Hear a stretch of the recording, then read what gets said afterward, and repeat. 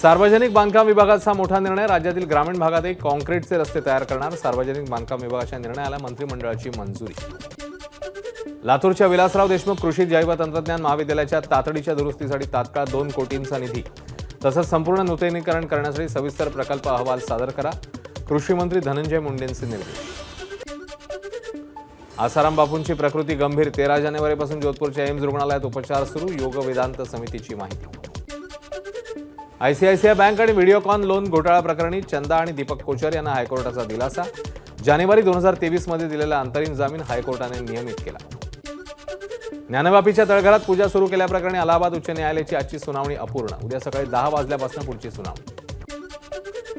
16 फेब्रुवारीला राहुल गांधींची भारत जोडो न्याय यात्रा उत्तर प्रदेशात। काँग्रेस अध्यक्ष मल्लिकार्जुन खरगेंकडून समाजवादी पक्षाचे प्रमुख अखिलेश यादव यांना यात्रेमध्ये सामील होण्याचे निमंत्रण। मुंबई उच्च न्यायालयाच्या गोवा खंडपीठाचा अरविंद केजरीवाल यांना मोठा दिलासा। केजरीवाल यांना जेएमएफसी मापुसा कोर्टाने बजावलेलं समन्स हायकोर्टाकडून रद्द।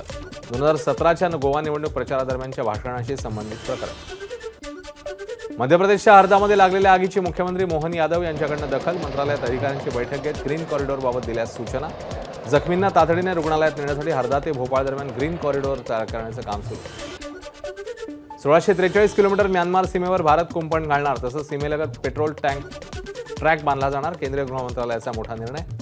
म्यानमारमधील तणावाच्या पार्श्वभूमीवर अनेक सशस्त्र लोकांची भारतातील घुसखोरी रोखण्यासाठी निर्णय घेतल्याची माहिती। ब्रिटनचे किंग चार्ल्स तिसरे यांना कर्करोगाचं निदान। बकिंगहॅम पॅलेसने निवेदन जारी करत दिली माहिती। एबीपी माझा, उघडा डोळे बघा नीट।